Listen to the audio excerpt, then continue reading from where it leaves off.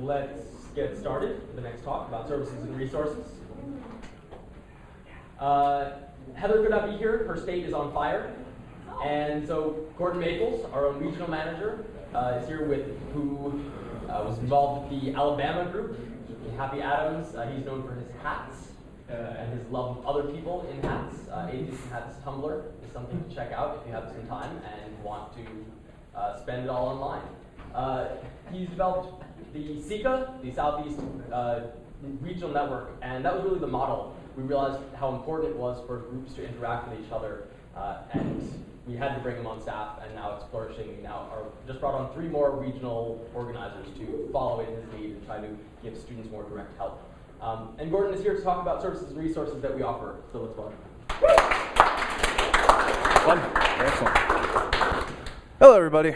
So, as mentioned, I'm going to be talking about the SSA services and resources. I'm basically going to be going over, we actually have this awesome section of our website that is basically a bulleted list of services and resources. And I'm pretty much just going to walk through it. Let's see. So that's me. I am the atheist hat guy, but I'm actually not wearing a hat, which is unusual. So this is a very special event. So again, services and resources. There's not really an easy way to do it. I was actually going to walk through the website too. But in any case, if you have one takeaway of this talk, I want you to remember that link. secularstudents.org/services. For those of you with conference booklets out, there's a notes section. If you were going to write anything in the notes section, or like draw things or whatever, I would put that link in there. That is basically the hub for everything we've got. Everybody get it? All right. So the first thing on there is campus organizers. Of course, that includes me, the most important and awesome campus organizer.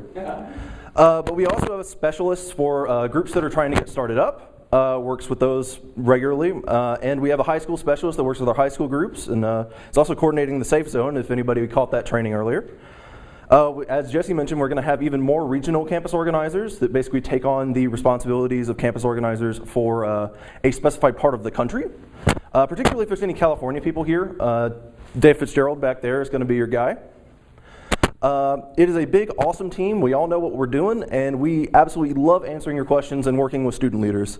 And if you ever need to get in contact with us, if you have an issue or anything that just seems like I'm not really sure what to do here, you can check out the leader space, which I'll get to in a minute, or you can email us at organizer@secularstudents.org. The next thing on there, Jesse, who kindly introduced me, is our communications dude.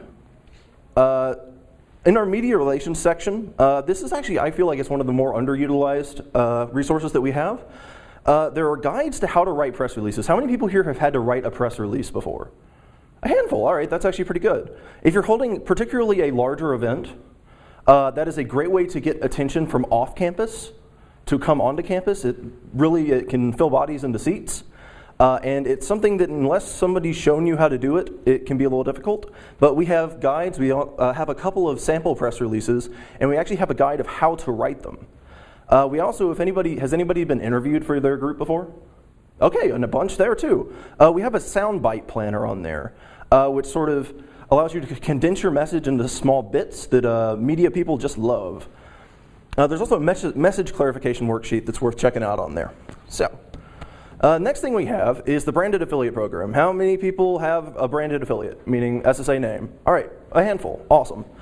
There's a few things going on in this picture that have to do with the branded affiliate program. One is the tabling supplies, which I'll go into more info in a minute. One of the most important tabling supplies that you can only get if you use the SSA name is that vinyl banner. We will ship it to you for free. It is super durable, and it is a very professional-looking banner that improves your tabling setup quite a bit. It also keeps you from, being set back a little bit on monies. We also have these awesome SSA-branded T-shirts, which we sell at cost to members of the SSA, which means they're $5 a shirt. And if anybody's had to print shirts before, it's really hard to get shirts at cost that low. That is a particularly awesome perk of the branded affiliate program. But of course, one of the sort of gripes that I've heard before with the SSA sort of using the name and logo is like, well, what about our personality? We're an individual group. We have our own sort of tone and image. We actually allow you to totally customize the SSA logos. These are all actually used SSA logos. That's Secular Student Alliance, the University of South Carolina is that awesome one right there. To the right of that is University of Alabama, Birmingham. To the left, the Western Carolina, North Carolina State. In the middle to the left, my left. Or your left. It's the left. The right one is Auburn. And then those two are for our networks in Ohio and Colorado. The one with the Ohio flag is Ohio, and the one with the Colorado flag is Colorado. The next thing that we do is a pretty awesome sort of, I think of it as actually sort of an addendum to our tabling supplies, but they're really, really helpful. We have business cards that we will print out for you. We'll print out a box about yay big, and send them to you. Again, no charge on those. And I actually use some real examples. We have some stock examples on the website, but I'm a big fan of actually showing you what exists. That's actually my business card on the right, and I have the University of South Carolina and the University of Central Florida ones on the left that I keep on me. I like keeping the group business cards. They're really easy to hand out. We give them to you in pretty large quantities, and when someone comes to your table and you hand them this, it has all of your contact info on it, goes into a pocket. Eventually it comes out of the pocket and they're like, oh yeah, I remember talking to those people. Excellent resource for networking. All right. Also, it's really fun to like do things with them at your table. Like I used to do acronyms and things and try to stack them in the towers. Again, it's an advantage of having lots of them. All right, so of course, I think most people use these, the SSA tabling supplies. Again, you can see actually up here that we have some of our own branded supplies that actually roll at the top as the vinyl banner. You see we have the SSA stickers, SSA buttons, SSA pins, but we also have information on the other national organizations. They send us a bunch of stuff that we then send on to you. We also have a number of like sort of stock general information. How many of you are familiar with those What is an Atheist brochures? Almost everybody, all right. That is sort of an absolute general guide to the many labels and identities within non-religion. It is an excellent stock pamphlet to use to hand out. And on the back, we actually send you stickers with your group of information. And there is a spot on the back that you can stick them on there so that they will have your contact info. We also have the Darwin fish stickers that people love. Good for Darwin Day. Oh, we also have specific tabling supplies for events, particularly Ask an Atheist Day. And for Light the Night, we actually have branded tabling supplies for those things when those come around. All right, so the funding finder. I helped you on this one. The money is right there. This is sort of a guide. There are a number of ways you can get money from us for a variety of events. What this is, the funding finder is basically just a series of questions, such as, is the money that you need for a speaker? And you'll answer yes or no. And there's a series of those questions, but after you answer them all, it will show you exactly to the right funding pool. This is a very new resource because we realized how confusing this was, but I will run through the rest of it. So the main way you get money from us are through the project grants. This is basically any general project you want to do, unless it's specifically one of the other things I'll talk about, you will apply for a project grant. And basically what you want to do is you want to budget out exactly how much you think this is going to cost. The better and more micro calculated it is, the more impressive it will look to us, and the more likely you'll get more money from us. You do have to report on it afterwards. There's a bunch of guidelines. That's one of those things that you should really read through.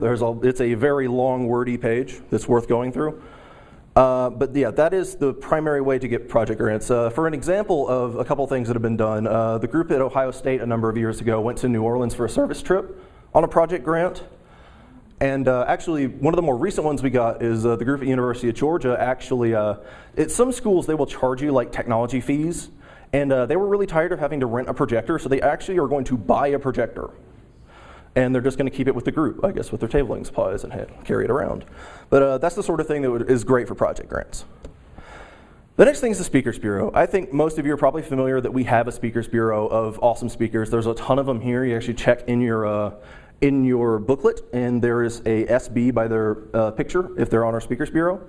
But our Speakers Bureau resources go way beyond just that. We have actually Speakers Bureau funding that is separate from the project grants, specifically to help you with speakers. And you can see that down there. And let's see, we have a number of resources. How many of you saw Ted Cox talk about the ways to have a happy speaker earlier?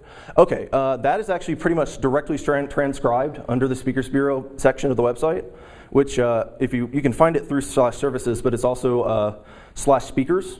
You can find all of this.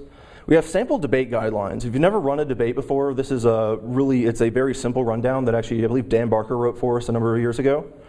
It's very helpful. On the same lines, we have a speaker event checklist, which is actually a PDF of all the things that you need to have done to run a speaker event, and it's actually a literal checklist. It also has estimations of how far ahead of time you should have those things done, like reserving a room and having your date, and knowing that your speaker's available, and when to apply for funding. We also have something that if you don't have a bank account, that's super important, and we have a resource on there of how to get a bank account for your group, which can be different university to university, but in general, we can sort of help you out with that. We also have an interesting hybrid funding pool between the Speakers Bureau funding and the project grants that we refer to as multi-speaker event funding, which is how you run conferences such as like Skepticon, or actually, this is the most recent example I have, is Reason on the Bayou, that was hosted by the group at LSU, along with the group at Louisiana Tech, and a number of other off-campus groups. But you can actually recognize some of these people are speakers on our bureau. So basically, you run a big event with a project grant, and you also get Speakers Bureau funding for the speakers that you bring in. And there's actually some really cool incentives in here if you want to run a conference. If you have groups nearby, we will actually increase the amount of money that we will allocate to you based on how many groups are cooperating in it. So if you're networking and you happen to meet somebody, hey, you're just down the street from me at that other college. You want to keep their contact info because this stuff comes in handy. So here's the next thing. How many people were familiar with the group running guide? All right, good number of you. Our interns last year actually made this. This is our 4th edition. It is basically the how-to guide to run an SSA affiliate group. We send them out in our group starting packets, which is basically what we send out to when somebody requests, hey, we'd like to start an SSA group. We send it to them with some pre-branded flyers, and it basically teaches them how to do it. But if you either didn't go through the GSP process or you're just interested in reading through it, you can request one from us, and we'll mail it to you. Or even better, we actually have it for free online, and you can actually flip through it just in your browser. Email and web forwards. There is absolutely no sort of interesting image I could come up with for email and web forwards, but that doesn't mean it's not important. We actually have secularstudents.org is like an email domain, and it looks really good to have that as your email address. Also, I don't know if anybody's had this happen before, you can lose passwords to your Gmail account. We actually operate the email accounts, and we can transition it ourselves to your new leaders. So it is super easy to do, and that secularstudents.org email account looks really fancy. The web forwards we actually have on our website. We can have a hub for your group that can point you to any web resources that you have and any content info you want to have on there. And they usually show up pretty high in Google search results, I've found. So it is another good way and low maintenance way to make sure that people can find your group. So important. It was ridiculously awesome. It is very awesome. I highly recommend it. So the group running library, this is where everything is. This is really good for starting groups. It's really good for transitioning groups to new leaders.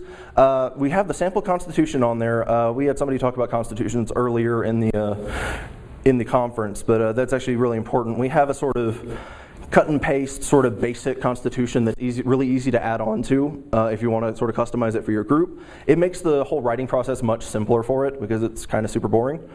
We also have an event planning guide that goes kind of along with running a speaker event, but any kind of event. We have a fundraising guide for how to raise money. How many people saw Drew Pruitt talk about how to raise $2,000 in a night? That is almost directly transcribed into an activity packet, which I'll get to in a minute, as well as a number of the other ways we've talked about, like Flying Spaghetti Monster dinners and Stone a Heathen, which some people are probably familiar with. There are guides to all these things on our website under the fundraising guide.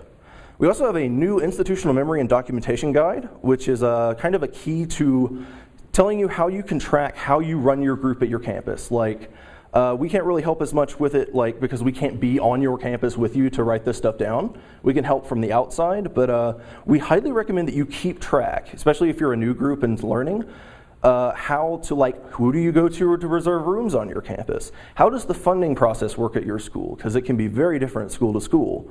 Because if you keep track of this stuff and document it, when you hand it off to the new leader, they'll actually have something to work with. It happens way too often in a leadership transition that the person graduates and they just leave, and the group pretty much just has to completely reboot. And it is a very trying process, and we actually have a lot of groups die. If a group dies, it's almost absolutely for that reason. We actually have an interesting guide to secular students and interfaith that comes from a number of different perspectives. This has been a semi-controversial topic for a while, and we collected some resources from a number of different people with their arguments for, why should SSA groups be involved in interfaith, why should they be hesitant, but I would definitely recommend reading through that, especially if your group is having a debate within itself whether you want to be involved in interfaith. We also have a group starting guide for new groups that are kicking off, which goes along with the group starting packet. And we have guides to almost everything you can think of as far as running a group goes. And if you see something that isn't there, let us know at organizer@secularstudents.org and we can put one on there. So the next thing, that really fuzzy sort of low JPEG image there, we have the SSA Leader Space. This is sort of your troubleshooting area. It's a Facebook group specifically for leaders of SSA groups around the country. And if you have an issue that you're running into on campus or you're not sure how to do something, apart from you can go to us, but you can actually go to people that have also been through the process, and a lot of the speakers you see here are super active in this group and are more than willing to answer any questions that you have or issues that you have. And we have some really creative and really clever people who have come up with some awesome events that are totally worth talking to if you've got issues. We also have the regional networks, which is sort of my area, which basically operated like these, but specifically for regional areas of the country. So you can actually talk to people that are in your area. Like specifically, I do the Southeast US, which has some more unique problems to it, being one of the more conservative areas of the country. And it kind of is nice to be able to talk to other people in a very similar situation to yourself. So this is one that's cool. Design Exchange. We collect flyers that groups have used if they send them to us. Particularly if you don't have a graphic design person in your group, you can imagine that it's a little difficult to come up with flyers that look good. So we actually ask that our affiliates send us in flyers that have worked historically well on their campuses, and we keep them in a database on the website. We are always looking for submissions. We've got the email there at the bottom, flyers@secularstudents.org, and you can just attach your pamphlet to that or flyer, and we will put it up on the website. And you can actually go into this and look at them, and usually they're pretty easily editable for your group. And it's still awesome to have a graphic design person, but if you can't, this is a good alternative. All right, so the activity packets. This is underneath the group running library. Basically, our groups come up with really awesome ideas for events. And what we found is that the best way for us to sort of bottle that lightning is to have them write out a how-to guide to run these super popular events. Some of the ones that are on there are Stone a Heathen, which is very popular these days, Send an Atheist to Church, the Flying Spaghetti Monster Fundraising Dinner, Sell Your Soul for a Cookie, the Soul Auction, and we also have a really awesome resource. How many people run out of discussion ideas eventually with their group? We have a master list of topics, like just general topics that just goes on forever. That you can check out in our discussion meta packet. And underneath that, there's a giant list of the topics. But here's actually the first Stone a Heathen Day that was at the University of Georgia, although it was designed by them as well as the University of South Carolina group. And that was an instance where they came up with a cool idea and then they made an activity packet for it. And we worked with them on that. So this is an opportunity for you to actually sort of have a little pride in your group and if you come up with an awesome idea, you can let us know and we can share it with all the other groups. Recently, one of our more recent activity packets is Campus Preacher Bingo, which was come up by, I believe, the Illinois Secular Student Alliance at the University of Illinois. So this is a way that you can sort of get your group out there. And if you put the activity packets on there, I'm not sure how many of you have seen a Stone a Heathen Day run, but they are everywhere now. It's a way to have an impact in the whole movement by getting the word out there. Alternatively, you can actually go on there and look at how to run these groups, and you can hybridize them. This is something I did with my group, is I combined the Leukemia Lymphoma Society activity packet, the Light the Night Walk, with Send an Atheist to Church. So we did the Send an Atheist to Church to fundraise for the cancer research. Another one that I absolutely love that I saw recently is a combination of Stone a Heathen and Hug an Atheist, where it's like you made the choice. But yeah, it's totally worth checking out. And you actually see, I was just flipping through it and I found the Light the Night packet, and I found the Send an Atheist Church packet. I was like, well, that would work. And it worked. We raised about $900 in about a week. And that was super awesome. I was really happy how that turned out. But again, caveat on the best practices for that, put a cap on it. Because we did it $5 a person to go to church. We raised about $900. You can do the math on that. Yeah. You know, Ben, how many were you in Ben's talk over there? It's not about always being perfect. It's about improving. Yeah, that's a good example. I'm actually a big fan of making mistakes so that you learn from them. Not that I'm just a big fan of mistakes in general. Anyway, the next of our services, I'm not sure how many of you have been to one of our conferences. Anybody? All right. Yeah, so we have these leadership conferences. Of course, this year we're having 2 of them, one here and one in Columbus, Ohio. We have actually a bunch of student speakers talk about their experiences with their groups. And we have important talks like on leadership transitions and services and resources. And it is a great experience, particularly if you have new leaders under you, to bring with you so that they learn this stuff. So what if you miss that, though? I mean, how else can you get all this information? Oh, we have a YouTube channel! And we put all of our conference talks on there. And we have about 2 or 3 years of conferences on there now, going back. And what I recommend doing is that we have a lot of the same topics at every conference, but we have different people do them, and they will have really different takes on them. Particularly in regards to leadership transition. 2 years ago, one of the leaders of University of Northern Iowa did a talk on leadership transitions, and their leadership transition model is very different than most, and it's totally worth checking out. You can check it out on the YouTube channel. It's called the Unify Method. I'm not saying that it's better or worse than other types, but I would say that it's worth looking at the different leadership structures that exist and how the transition process works. And I recommend doing the same for all the other topics, because we have a lot of really awesome speakers, and they don't always agree on everything, but they almost always have some interesting ideas. So examples of things you can do on that, you can check out the presentations from past conferences. You can check out all the presentations you missed from this one, because we have 3 rooms going on pretty often. Or you can watch this one again, right? Yeah. So we have a couple resources that aren't actually on the resources page. This is one of them. This is a very new resource as well, the Brag It Up form. If you do something really awesome with your group, we really want to hear about it. And this allows you a way to just talk about how awesome you are to us. And we like hearing that. It is a form on our website at /bragitup. And if you send us in, we will send you one of these awesome little certificates over there about being awesome. And you can frame it and put it on a wall or have it at your table, and it makes you look really legit. I highly recommend it. I mentioned the Reason on the Bayou earlier. They got one of these awards for outstanding activism for that, and West Texas A&M got one they actually were protesting a campus preacher. And this is a very new resource, so I think those are still the only 2 that have them right now. There might be a handful of others. But we really do want to hear what you're doing because, again, you guys come up with awesome ideas and we can make resources out of them. So it is really important for you guys to tell us what's up so that we can help all the other groups. So we also have a bunch of newsletters that go out, which kind of keeps you up to date if we do have a new resource that's out, that we really plug them pretty heavily, or if we have news like when Light the Night kicks off and that sort of thing. We have a weekly newsletter that everyone here should be getting them, I hope. We have monthly newsletters as well that are specific to the people that are in staffed regions or people that are starting groups or high schools. They're definitely worth checking out. I know it can kind of get annoying to have a weekly email that just pops up in your email, but they're actually pretty important. We also have a whole bunch of other stuff. I don't even think that's the end of our resources. We have social media, Secular Students, at Secular Students on Twitter. We have a Reddit. It's very similar to the leader space that you can sort of ask people how things are going. You can plug what your group's been doing. And it's actually a pretty cool resource that's still pretty new.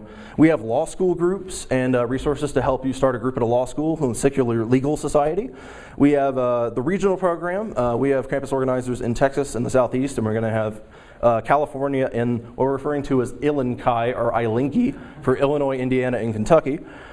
We have the alumni program, which was actually talked about earlier today, I believe, by Evan downstairs, which is worth checking out, especially if you're outgoing, a way to still be involved with the secular student movement. We actually have an awesome gamers group on Steam and on Facebook. So if you're into video games, you can sort of mingle with the other SSA people that are super awesome gamers. We have a number of them in the office, by the way. And we also have the Secular Safe Zone, which is super new for basically educators to offer a safe space for students that are struggling with faith or being an atheist and can't be out to the family and that sort of thing. We're hoping that that'll take off pretty heavily. So What's the link that you need to take away from this? Awesome. That was emphatic. All right. So there you go. Services and resources. Yeah.